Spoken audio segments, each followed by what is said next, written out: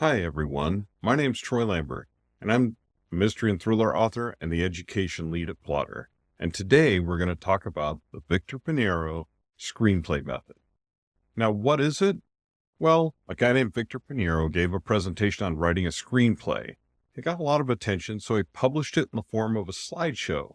And since then, it's been taught in film schools, workshops, and all around the world. It's a simple plot structure, most often depicted in a three-act structure format. It was initially created for screenplays, but the same principles also apply to simply telling a better story. It consists of 12 signposts or beats, key events that move the story or the plot forward.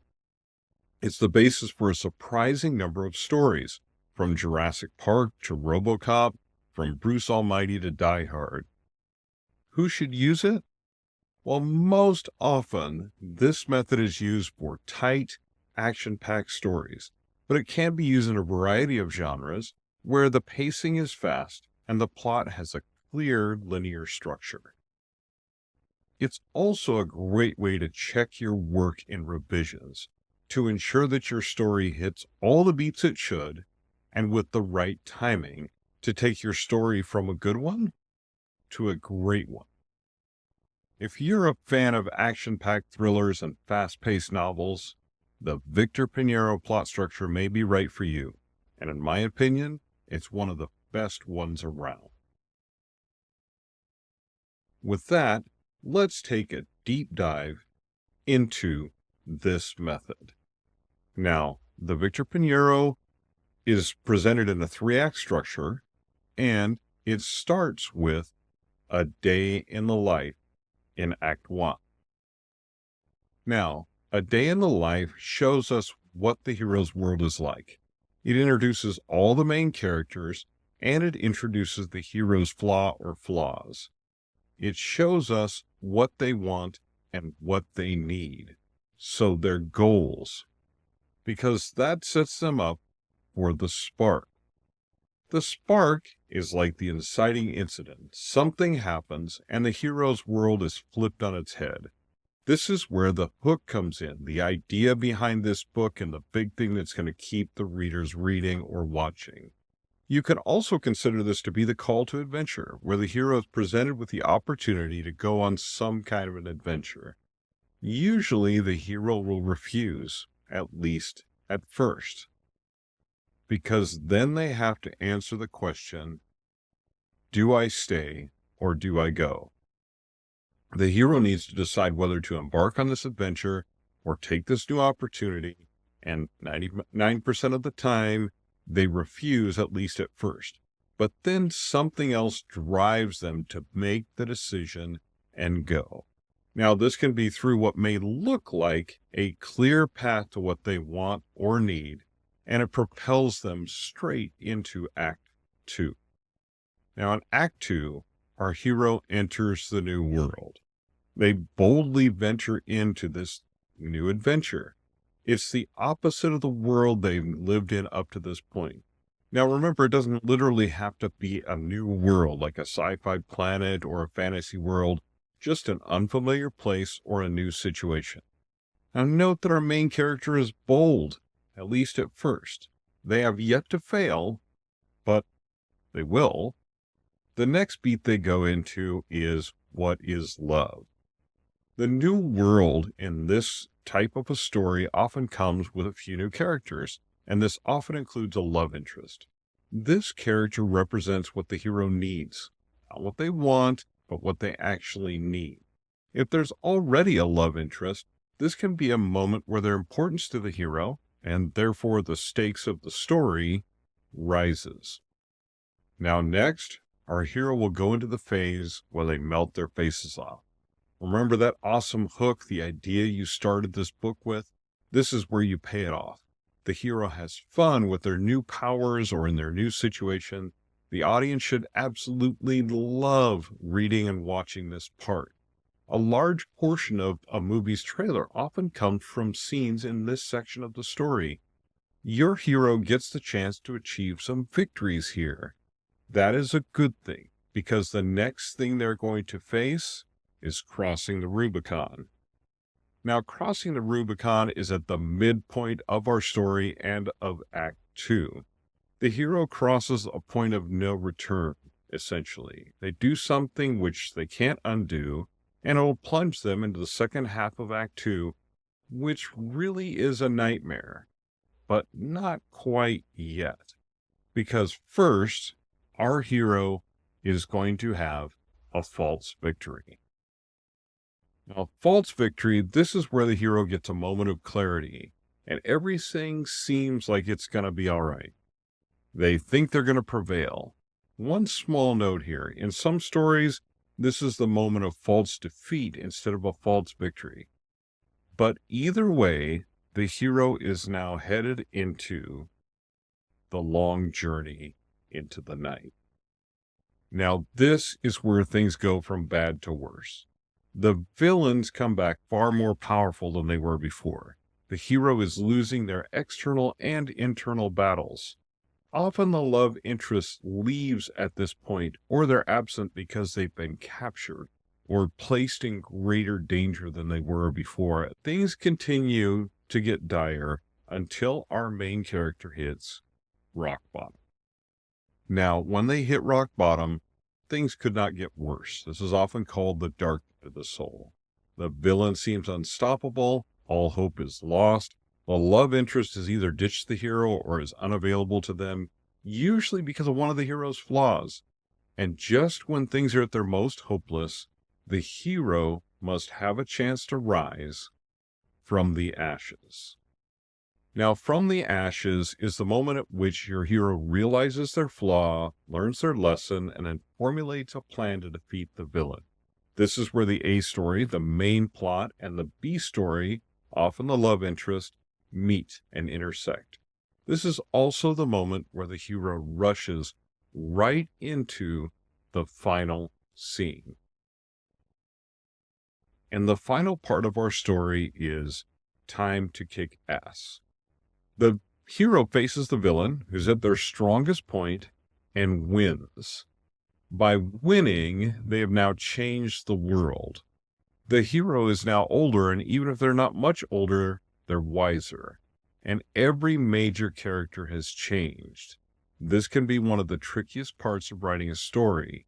Each major character needs to have an arc and grow in some way by the end of your narrative.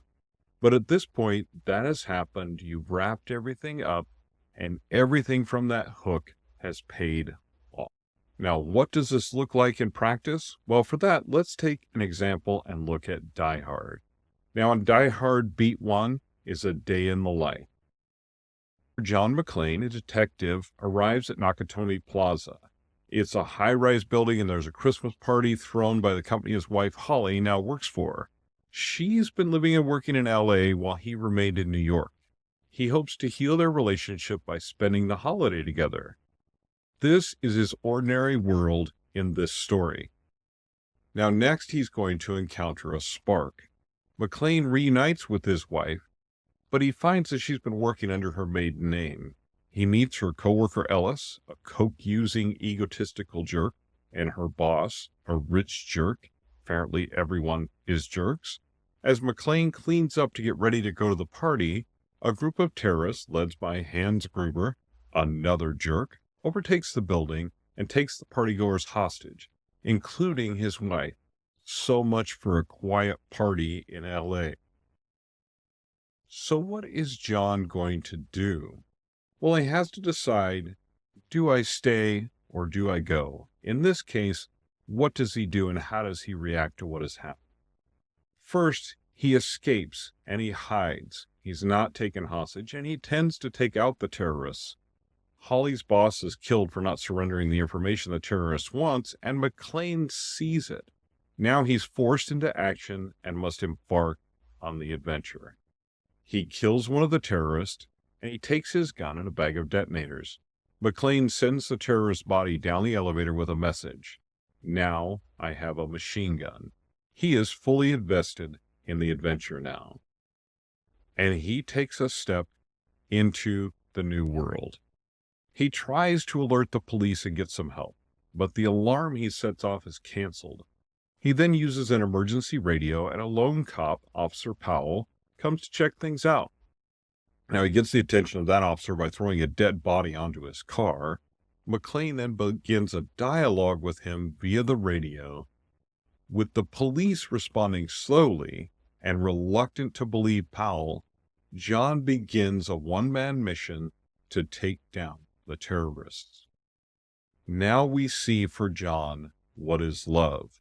John McClane kills several terrorists and frees several hostages. But Hans takes Holly hostage since her boss is now dead. Ellis decides to try to be a hero and negotiate with Hans, and he's killed, leaving John feeling responsible for his death. His wife is now in more direct danger, and he's even more motivated to rescue her.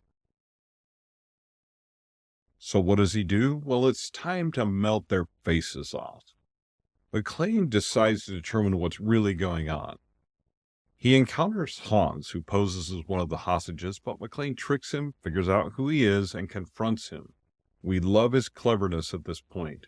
But a fight ensues. Bullets are flying, there's broken glass everywhere, and terrorists are dying.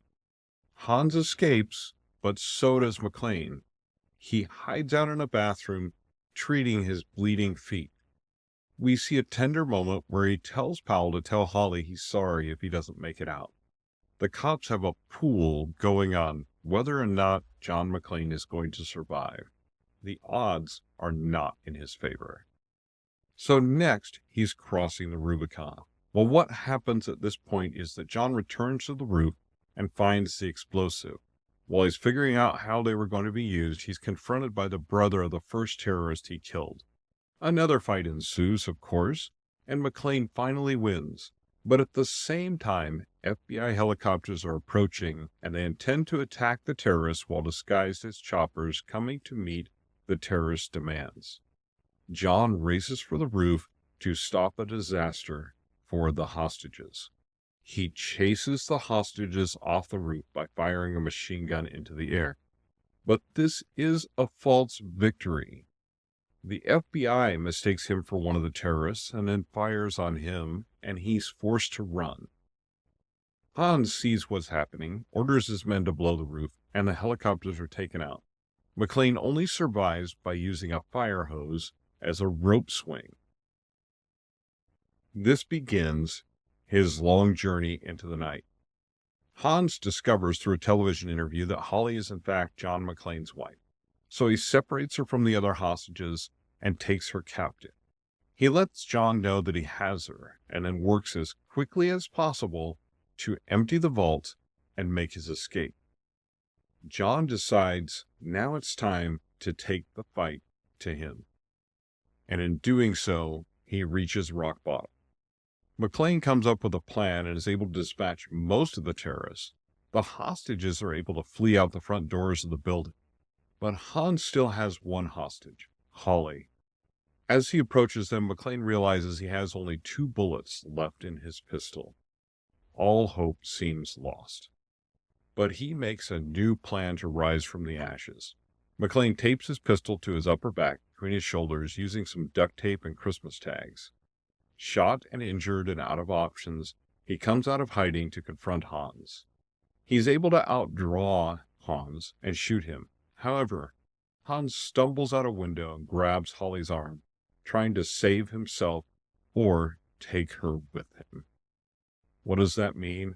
Well, it's time for John McClane to kick some butt. McClane rushes to Holly's side, releases the clasp of her Rolex, and Hans falls to his death below. The terrorists are defeated, and Holly and John are reunited. One lone terrorist attempts a final shot at John. Officer Powell shows his growth by drawing his weapon for the first time in years and killing him. Argyle, our lovable limo driver, takes Holly and John away as they finally reconcile, and they live, well, least happily for now. Now, you've probably seen this plot method used for other stories or movies, or maybe you've used it yourself for your own work. Let us know what you think in the comments below. And if you like this content and want to see more of it, hit that subscribe button and the notifications bell so you don't ever miss an update. And if you're not a Plotter user already, visit try.plotter.com/free trial to check it out for yourself today. We look forward to hearing what you think and seeing you in the Plotter community. Thanks, everyone, and have a wonderful day.